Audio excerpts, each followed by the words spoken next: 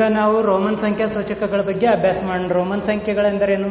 Roman ದೇಶ ಅಂತ ಒಂದು ದೇಶದ ಯುರೋಪ್ ಖಂಡದಲ್ಲಿ, ಆ ದೇಶದಲ್ಲಿ ಪೂರ್ವಕಾಲದಲ್ಲಿ ಬಳಸುತ್ತಿದ್ದಂಥ ಸಂಕೇತಗಳನ್ನ ಸಂಖ್ಯೆಯಾಗಿ ಬಳಸ್ತಿದ್ರು ಅವರು. ಅದನ್ನ ಏನಂತಾರು? ರೋಮನ್ ಸಂಖ್ಯೆಗಳಂತಾರೆ. ಈಗ ರೋಮನ್ ದೇಶದಲ್ಲಿ ಸಹಿತ ಈ ಸಂಖ್ಯೆಗಳನ್ನ ಯಾರು ಬಳಸೋದಿಲ್ಲ. ಎಲ್ಲಿ ಸುಮ್ಮನೆ ಕೆಲವೊಂದು ಸಂಖ್ಯೆಗಳನ್ನ ಸೂಚಿಸ್ಲಕ್ಕ ಅಥವಾ ಚಿಕ್ಕ ಚಿಕ್ಕ ಸಂಖ್ಯೆಗಳನ್ನ ಸೂಚಿಸ್ಲಕ್ಕ ವರ್ಗದ ಸಂಖ್ಯೆ, ಕೋಣೆಯ ಸಂಖ್ಯೆ, ಕ್ಲಾಸ ಇದನ್ನು ಸೂಚಿಸ್ಲಕ್ಕ ಕೆಲವೊಂದು ಕಡೆ ಅಷ್ಟೇ ಬಳಕೆ ಮಾಡ್ತಾರೆ. ಇದರಲ್ಲಿ ಭಾರತೀಯ ಕ್ರಮ ಸಂಖ್ಯಾ ಪದ್ಧತಿಯಲ್ಲಿ ಹೇಗೆ ಸ್ಥಾನ ಬೆಲೆ ಪಟ್ಟಿ ಇದೆಯಲ್ಲ, ಹಾಗೆ ಯಾವುದೇ ಸ್ಥಾನಗಳ ಪಟ್ಟಿಯನ್ನು ಅಥವಾ ಒಂದು ಸಂಖ್ಯಾ ಪದ್ಧತಿಯನ್ನು ಇದು ಹೊಂದಿರುವುದಿಲ್ಲ. ಕೆಲವೊಂದು ಸಂಕೇತಗಳನ್ನ ಬಳಸಿ ಸಂಖ್ಯೆಗಳನ್ನ ಅವರು ರಚಿಸ್ತಾ ಇದ್ರು. ಆದರೆ ಅದು ಬಹಳ ಕಷ್ಟ ಇತ್ತು. ಅವ್ರು ಹೆಂಗೆ ಬರಿತಾ ಇದ್ರು ಅಂತ ಅದನ್ನು ನಾವು ತಿಳ್ಕೊಳ್ಳೋಣ. ಅದೇ ಇದು ರೋಮನ್ ಸಂಖ್ಯೆ. ಇವು ಭಾರತೀಯ, ಅದಕ್ಕೆ ಸಮನಾದ ಭಾರತೀಯ ಸಂಖ್ಯೆ ಪದ್ಧತಿಯಲ್ಲಿರುವಂಥ ಬೆಲೆ. ಈಗ ನಾವು ಇದ್ರ ಬಗ್ಗೆ ರೋಮನ್ ಸಂಖ್ಯೆಗಳನ್ನು ಇಂಗ್ಲಿಷ್ನ ಮೊದಲನೇ ಲಿಪಿಯ 7 ಅಕ್ಷರಗಳನ್ನು ಮಾತ್ರ ಬಳಸಿ ಬರೆಯಲಾಗುತ್ತದೆ. ಅವುಗಳ ಬೆಲೆಯನ್ನು ಈ ಕೆಳಗೆ ಕೊಟ್ಟಿದೆ. ರೋಮನ್ ಸಂಖ್ಯೆಯಲ್ಲಿ 0 ಇಲ್ಲ. ಈಗ ನೋಡ್ರಿ, ರೋಮನ್ ಸಂಖ್ಯೆಗಳನ್ನ ಇಂಗ್ಲಿಷ್ನ ಕ್ಯಾಪಿಟಲ್ ಲೆಟರ್, ಇಂಗ್ಲಿಷ್ನ ಮೊದಲ ಲಿಪಿ 1ನೇ ಲಿಪಿ ಅಕ್ಷರದಿಂದ ಮಾತ್ರ ಸೂಚಿಸ್ತಾರೆ. ಅವು ಯಾವ ಎಲ್ಲ ಅಲ್ಲ, 7 ಮಾತ್ರ. ಇಂಗ್ಲಿಷ್ನ ಮೊದಲ ಲಿಪಿ 7 ಅಕ್ಷರಗಳನ್ನು ಮಾತ್ರ ಬಳಸಿ ಬರೆಯಲಾಗುತ್ತದೆ. ಇವ ನೋಡ್ರಿ, ಆಯ್ ಅಂದ್ರೆ ಅದರ ಬೆಲೆ 1 ಭಾರತೀಯ ಸಂಖ್ಯಾ ಪದ್ಧತಿ. ರೋಮನ್ ಸಂಖ್ಯೆಯಲ್ಲಿ ಆಯ್ ಅಂದ್ರೆ ಭಾರತೀಯ ಸಂಖ್ಯಾ ಪದ್ಧತಿಯಲ್ಲಿ 1 ಅದರ ಬೆಲೆ. ವಿ ಅಂದ್ರೆ 5, ಎಕ್ಸ್ ಬೆಲೆ 10, ಎಲ್ಲದ ಬೆಲೆ 50, ಸಿ ಯ ಬೆಲೆ 100, ಡಿ ಅಂದ್ರೆ 500, ಎಂ ಅಂದ್ರೆ 1000. ಈ ಸಂಕೇತಗಳನ್ನ ಮೂಲವಾಗಿ ಬಳಸಿಕೊಂಡು ಬೇರೆ ಬೇರೆ ಸಂಖ್ಯೆಗಳನ್ನ ಹೇಗೆ ಬರೆಯುವುದಂತ ಕೆಲವೊಂದು ರೋಮನ್ ಸಂಖ್ಯೆಯನ್ನು ಬರೀಲಿಕ್ಕೆ ನಿಯಮಗಳು ಅದಾವು. ಆ ನಿಯಮಗಳನ್ನು ತಿಳ್ಕೊಳ್ಳ ಈ ಸಂಖ್ಯಾ ಸೂಚಕಗಳನ್ನ ಇದ್ರನ್ನ ನೆನಪಿಟ್ಕೋಬೇಕು. ಈ ಸಂಖ್ಯಾ ಸೂಚಕಗಳನ್ನ ಸಂಖ್ಯೆಯನ್ನು ಬರೀಲಿಕ್ಕೆ ಅವರು ಈ ಸಂಕೇತಗಳನ್ನ ಸೂಚಕಗಳನ್ನ ಉಪಯೋಗಿಸ್ತಿದ್ರು. ಇವು ರೋಮನ್ ಸಂಖ್ಯಾ ಸೂಚಕಗಳು. ಹಾಗೆ ಅವು ಬೆಲೆಯನ್ನು ಸೂಚಿಸ್ತಾವೆ. ಈಗ ಭಾರತೀಯ ಕ್ರಮದಲ್ಲಿ ನಾವು ಹೇಗೆ 0ಯಿಂದ 9ರವರೆಗೆ ಸಂಖ್ಯಾ ಸೂಚಕಗಳನ್ನ ಬಳಸ್ತಿದ್ವಿ, ಹಾಗೆ ರೋಮನ್ರು ಈ 7 ಸಂಖ್ಯಾ ಸೂಚಕಗಳನ್ನ ಬಳಸಿ ಸಂಖ್ಯೆಯನ್ನು ಬರಿತಿದ್ರು ಅಂತ ತಿಳ್ಕೊಬೇಕು. ಈಗ ನಾವು ರೋಮನ್ ಸಂಖ್ಯೆಗಳನ್ನ ಬರಿಬೇಕಾದ್ರೆ ಯಾವ ನಿಯಮಗಳನ್ನು ಅನುಸರಿಸಬೇಕನ್ನೋದನ್ನ ತಿಳ್ಕೊಳ್ಳೋಣ. ಈ ರೋಮನ್ ಸಂಖ್ಯೆಗಳನ್ನ ಬರಿಬೇಕಾದ್ರೆ ಕೆಲವೊಂದು ನಿಯಮಗಳನ್ನ ನಾವು ಅನುಸರಿಸಬೇಕು. ರೋಮನ್ ಅಂಕಿಗಳು ಒಂದಕ್ಕಿಂತ ಹೆಚ್ಚು ಬಾರಿ ಪುನರಾವರ್ತನೆ ಆದರೆ ಕೂಡಿಸಬೇಕು ಅಂತ ಅರ್ಥ.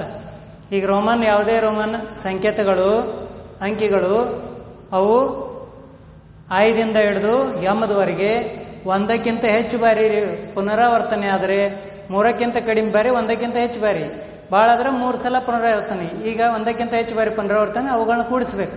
ನೋಡ್ರಿ, ಎಕ್ಸ್ ಇದ್ರ ಬೆಲೆ 10, ಒಂದ್ಸಲ 2 ಸಲ ಪುನರಾವರ್ತನೆ ಆಗಿದೆ. ಪುನರಾವರ್ತನೆ ಅಂದ್ರೆ ಮತ್ತೊಮ್ಮೆ ಬರೆಯೋದು, ಮತ್ತೊಮ್ಮೆ ಬರೋದು, ಅದು ಪುನರಾವರ್ತನೆ ಆಗೋದು. ಒಮ್ಮೆ ಬಂದಿದೆ, ಒಮ್ಮೆ ಬರ್ದಿದ್ದೇವೆ, ಮತ್ತೊಮ್ಮೆ ಬರೋದಕ್ಕೆ ಪುನರಾವರ್ತನೆ ಅಂತಾರೆ. ರೋಮನ್ ಅಂಕಿಗಳು 1ಕ್ಕಿಂತ ಹೆಚ್ಚು ಬಾರಿ ಪುನರಾವರ್ತನೆ ಆದರೆ ಕೂಡಿಸಬೇಕು. ನೋಡ್ರಿ, ಎಕ್ಸ್ 2 ಸಲ ಬಂದದ, ಎಕ್ಸ್ ಅಂದ್ರೆ 10, ಎಕ್ಸ್ ಅಂದ್ರೆ 10, ಎರಡು ಏನ್ ಮಾಡ್ಬೇಕು? 2 ಸಲ ಬಂದ್ರೆ ಅದನ್ನ ಕೂಡಿಸಿ ಅದ್ರ ಬೆಲೆ ತಿಳ್ಕೋಬೇಕು. ಇಲ್ಲಿ ಅರ್ಥ ಮಾಡ್ಕೊಳ್ತದ, ಡೈರೆಕ್ಟ್ ಅದ ಎಷ್ಟಂತ ಅದ್ರ ಬೆಲೆ ಗೊತ್ತಾಗೋದಿಲ್ಲ. ಇದು 10, ಇದು 10, 10, 20 ಅಂತ ನಾವು ಕೂಡಿಸಿ ತಿಳ್ಕೊಬೇಕು. ಹೀಗೆ 1ಕ್ಕಿಂತ ಹೆಚ್ಚು ಬಾರಿ ಬಂದ್ರೆ ಕೂಡಿಸ್ಬೇಕು. ಇನ್ಯಾವುದು? 2ನೇದು ನೋಡ್ರಿ, ಯಾವುದೇ ಸಂಕೇತವನ್ನು 3ಕ್ಕಿಂತ ಹೆಚ್ಚು ಬಾರಿ ಪುನರಾವರ್ತಿಸಬಾರದು. ಅಂದ್ರೆ ಯಾವುದೇ ಒಂದು ಸಂಕೇತ ಇರಲಿ, ಅದನ್ನ ರೋಮನ್ ಸಂಖ್ಯೆಗಳಲ್ಲಿ 7 ಸಂಕೇತಗಳನ್ನ ಬಳಸ್ತೀವಲ್ಲ, ಅದರಲ್ಲಿ ಯಾವುದು 3ಕ್ಕಿಂತ ಹೆಚ್ಚು ಬಾರಿ ಪುನರಾವರ್ತನೆ ಮಾಡುವಂತಿಲ್ಲ. ಅದರಲ್ಲಿ ಈಗ ನೋಡ್ರಿ, ಉದಾಹರಣೆ ಎಕ್ಸ್ ಎಕ್ಸ್ ಎಕ್ಸ್ ಅಂತ 4 ಸಲ ಬರೆದ್ರೆ ಇದು ತಪ್ಪಾಗ್ತೈತಿ. ನಾವು ಭಾಳ ಆದ್ರೆ 3 ಸಲ ಬರಿಬೇಕು. ಅದ 3ಕ್ಕಿಂತ ಹೆಚ್ಚು ಬಾರಿ ಬರಿಬಾರ್ದು ಅಂತ ಹೇಳ್ಯಾರ. ಅಂದ್ರೆ 3 ಸಲ ಬರೆದ್ರೆ ಇದ್ರ ಬೆಲೆ 30 ಆಗ್ತದೆ. ಆದ್ರೆ 4 ಸಲ ಬರೆದ್ರೆ 40 ಆಗೋದಿಲ್ಲ. ಇದ ಆ ರೋಮನ್ ಸಂಖ್ಯಾ ಪದ್ಧತಿಯಲ್ಲಿ ಇದನ್ನು ಅನುಸರಿಸೋದಿಲ್ಲ, ಇದು ತಪ್ಪಾಗ್ತದೆ. 40ಕ್ಕೆ ಬೇರೆ ಒಂದು ಸಂಖ್ಯಾ ಸೂಚಕವನ್ನ ತಿಳಿಸಲಾಗ್ತದೆ ಮುಂದೆ. ಆದ್ರೆ ಹೀಗೆ ಬರೆದ್ರೆ ಯಾವುದೇ ಸಂಕೇತವನ್ನ 3ಕ್ಕಿಂತ ಹೆಚ್ಚು ಬಾರಿ ಪುನರಾವರ್ತನೆ ಮಾಡಿದ್ರೆ ಅದು ತಪ್ಪು ಅನ್ಸ್ಕೊಳ್ತದೆ. ಇದನ್ನ ಲಕ್ಷ್ಯ ಇಟ್ಕೋಬೇಕು. ಈಗ VLDಗಳನ್ನು ಪುನರಾವರ್ತಿಸುವಂತಿಲ್ಲ. ವಿ ಅಂದ್ರೆ 5, 50, 500. ಈ 5, 50, 500ಗಳನ್ನ VLDಗಳನ್ನ ಯಾವತ್ತೂ 2 ಸಾರಿ ಬರೀದಿಲ್ಲ, 3 ಸಲ ಬರೀದಿಲ್ಲ. 3 ಸಾರಿ ಬರಿಬಹುದು ಅಂತ ಕೆಲವೊಂದು ಸಂಕೇತಗಳನ್ನ ಅಷ್ಟ 3 ಸಲ ಬರಿಬಹುದು. ಆದ್ರೆ VLDಗಳನ್ನ ಒಂದೇ ಬಾರಿ ಬಳಸಬೇಕು. ಒಂದು ಸಂಖ್ಯೆ ಬರಿಬೇಕಾದ್ರೆ ಇನ್ನೊಂದ್ಸಲ ಬರೆದ್ರೆ ತಪ್ಪಾಗ್ತದ. ಇದನ್ನ ಗಮನದಲ್ಲಿ ಇಟ್ಕೋಬೇಕು. ಈ ನಿಯಮಗಳನ್ನೆಲ್ಲ ನೆನಪಿಟ್ಕೊಂಡ್ರೆ ನಿಮಗೆ ರೋಮನ್ ಸಂಖ್ಯೆಯ ಸೂಚಕಗಳನ್ನ ಬರೀಲಿಕ್ಕಾಗ್ತದೆ. ಇರ್ಲಿಕ್ಕಂದ್ರೆ ಕಷ್ಟ ಆಗ್ತದೆ. ಅದಕ್ಕೆ ಇದನ್ನ ನೆನಪಿಟ್ಕೋಬೇಕು. ನಿಯಮಗಳನ್ನು ತಪ್ಪದೆ ಪಾಲಿಸಬೇಕು. ಈ VLDಗಳನ್ನು ಪುನರಾವರ್ತ VLDಗಳನ್ನ ಮತ್ತೆ ಮತ್ತೆ ಬರೆಯುವುದಿಲ್ಲ. ಇನ್ನು ಇದು ಯಾವುದು? 4ನೇದು, ದೊಡ್ಡ ಸಂಕೇತದ ಬಲಗಡೆ ಚಿಕ್ಕ ಸಂಕೇತವನ್ನು ಬರೆದರೆ ಅವುಗಳ ಬೆಲೆಗಳನ್ನು ಕೂಡಿಸಬೇಕು. ಒಂದು ದೊಡ್ಡ ಸಂಕೇತ ಐತಿ, ಈಗ ಚಿಕ್ಕದು. ಈಗ ವಿ, ಆಯ್ ಅಂದ್ರೆ 1, ವಿ ಅಂದ್ರೆ 5 ರೋಮನ್ ಸಂಖ್ಯಾ ಸೂಚಕಗಳಿವೆ. ಆಯ ವಿಕ್ಕಿಂತ ಚಿಕ್ಕದೈತಿ, ಮತ್ತೆ ವಿ ದೊಡ್ಡದೈತಿ. ವಿಕ್ಕಿಂತ ಎಕ್ಸ್ ದೊಡ್ಡದೈತಿ, ಎಕ್ಸ್ ಅಂದ್ರೆ 10. ಆಮೇಲೆ ಎಕ್ಸ್ ಆದ್ಮೇಲೆ ಎಲ್ ಬರ್ತದೆ. ಎಲ್ ಅಂದ್ರೆ 50, ಅದು ಎಕ್ಸ್ಗಿಂತ ದೊಡ್ಡದು. ಎಕ್ಸ್ ಅಂದ್ರೆ 10, ಎಲ್ ಅಂದ್ರೆ 50. ಅದಕ್ಕಿಂತ ಸಿ ದೊಡ್ಡದು. ಸಿ ಅಂದ್ರೆ 100 ಅಂತ ಅರ್ಥ. ಇಲ್ಲಿ ರೋಮನ್ ಸಂಖ್ಯಾ ಸೂಚಕದಲ್ಲಿ 100 ಅಂತ ಅರ್ಥ. ಹಾಗೆಯೇ ಡಿ ಅಂದ್ರೆ 500, ಮತ್ತೆ ಎಂ ಅಂದ್ರೆ 1000. ಹೀಗೆ ಒಂದಕ್ಕೊಂದು ದೊಡ್ಡ ಸಂಕೇತದ ಬಲಗಡೆ ಅಂದ್ರೆ ಇದು ನಿಮ್ಮ ಬಲಗಡೆ. ದೊಡ್ಡ ಸಂಕೇತದ ಬಲಗಡೆ ಒಂದು ಚಿಕ್ಕ ಸಂಕೇತ ಬರ್ತಿದ್ರೆ ಯಾವಾಗಲೂ ಅದನ್ನ ಏನ್ ಮಾಡ್ಬೇಕು? ನಾವು ಕೂಡಿಸ್ಕೊಂಡು ಓದ್ಬೇಕು. ಇದು ಇದರ 5 ವಿ ಯ ಬೆಲೆ 5, 5 ಬೆಲೆ 1. ಇದನ್ನೆರಡು ಏನ್ ಮಾಡ್ಬೇಕು? ಪ್ಲಸ್ ಹಾಕಿದೀವಿ ನೋಡ್ರಿ. ಇಲ್ಲಿ ನಾವು ಭಾರತೀಯ ಸಂಖ್ಯಾ ಪದ್ಧತಿಯಲ್ಲಿ 5 ಮತ್ತು 1 ಬರೆದು ಪ್ಲಸ್ ಹಾಕಿ ಕೂಡಿಸಿದೀವಿ 6. ಹೀಗೆ ಸಿ ಎಕ್ಸ್ ಅಂದ್ರೆ, ಸಿ ಅಂದ್ರೆ 100, ಎಕ್ಸ್ ಅಂದ್ರೆ 10. ಸಿ ದ ಬಲಗಡೆ ಎಕ್ಸ್ ಬರೆದಿದೆವು. ಬಲಗಡೆ ಅಂದ್ರೆ ಇದು ನಮ್ಮ ಬಲಗಡೆ, ಇದು ಎಡಗಡೆ. ಹಾಗೆ ತಿಳ್ಕೊಳ್ಳೋದು. ಸಿ ಎಕ್ಸ್, ಸಿ ಅಂದ್ರೆ 100, ಎಕ್ಸ್ ಅಂದ್ರೆ 10, 110 ಆಯ್ತು ಕೂಡಿಸ್ರೆ. ಇನ್ನು ಇದು ಹೀಗೆ ನಾವು ತಿಳ್ಕೋಬಹುದು.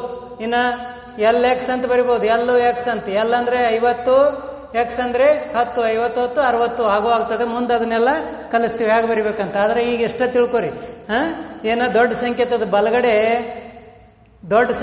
ಬಲಗಡೆ ಚಿಕ್ಕದು ಬಂದಿದ್ರೆ ಕೂಡಿಸೋದು, ದೊಡ್ಡ ಸಂಕೇತದ ಬಲಗಡೆ ಚಿಕ್ಕ ಸಂಕೇತ ಬಂದಿದ್ರೆ ಕೂಡಿಸಿ ಓದ್ಬೇಕು, ತಿಳ್ಕೊಬೇಕು ಆ ಸಂಖ್ಯೆ ಎಷ್ಟಂತ ಅದ್ರ ಬೆಲೆ.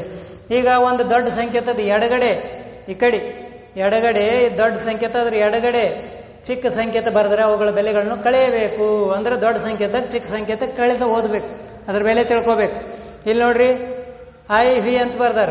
ಐ ವಿ ಈಗ 1 ಬರೆದು -5 ಮಾಡ್ಲಕ್ ಬರೋದಿಲ್ಲ. ಯಾಕಂದ್ರೆ 1 ಬೆಲೆ ಕಡಿಮೆ, 5 ಬೆಲೆ ಹೆಚ್ಚು. ಅದರಿಂದ ದೊಡ್ಡ ಸಂಖ್ಯೆಯಲ್ಲಿ ಚಿಕ್ಕ ಸಂಖ್ಯೆಯನ್ನು ಕಳೆದು ನಾವು ಓದ್ಕೋಬೇಕು.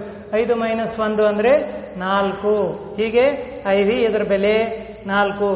ಈಗ ಎಕ್ಸ್ ಇದು ಬೆಲೆ ಕಡಿಮೆ, ಚಿಕ್ಕ ಸಂಕೇತ ಇದು. ಸಿ ಅಂದ್ರೆ 100 ದೊಡ್ಡದು.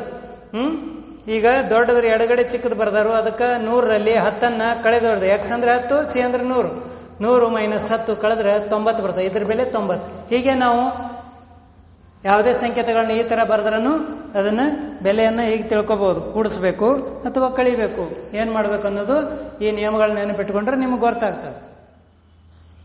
ಇಲ್ಲಿ ಈಗ 6ನೇ ನಿಯಮವನ್ನ ನೋಡೋಣ. ಒಂದು ರೋಮನ್ ಸಂಕೇತದ ಮೇಲ್ಗಡೆ ಒಂದು ಅಡ್ಡಗೆರೆ ಎಳೆದರೆ ಅದರ ಬೆಲೆ 1000ದಷ್ಟು ಹೆಚ್ಚಾಗುತ್ತದೆ ಅಂತ ಈ ನಿಯಮ ಹೇಳ್ತದೆ. ಹಂಗಂದ್ರೆ ಏನು? ವಿ ಅಂದ್ರೆ ಏನು? ಅದರ ಬೆಲೆ 5. ವಿ ತಲೆ ಮೇಲೆ ಅಥವಾ ಅದ್ರ ಮೇಲ್ಗಡೆ ಅದಕ್ಕೆ ಹಚ್ಚಬಾರ್ದು. ಅದನ್ನ ಬಿಟ್ಟು ಒಂದು ಸ್ವಲ್ಪ ಮೇಲ್ಗಡೆ ಗೆರೆ ಎಳೆದ್ರೆ ಅದು ಅದರ ಬೆಲೆ 1000ದಷ್ಟು ಹೆಚ್ಚಾಗ್ತದೆ. 5ನ್ನು 1000 ಗುಣಾಕಾರ 1000 ಮಾಡಿದ್ರೆ 5000 ಆಗ್ತದೆ. ಅದರ ಬೆಲೆ 5000 ಆಗ್ತದೆ. ಇದು ಯಾಕೆ? 10ರ ತಲೆ ಮೇಲೆ ಒಂದು ಗೆರೆ ಹಾಕಿದ್ರೆ ಅದು 10,000 ಆಯ್ತು.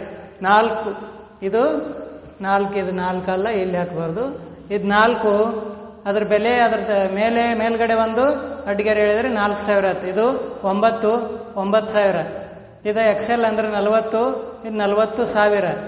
ಇದು 50,000. ಅದೇ ರೀತಿ ಇದು ಸಿ ಅಂದ್ರೆ 100, ಇದು 100,000.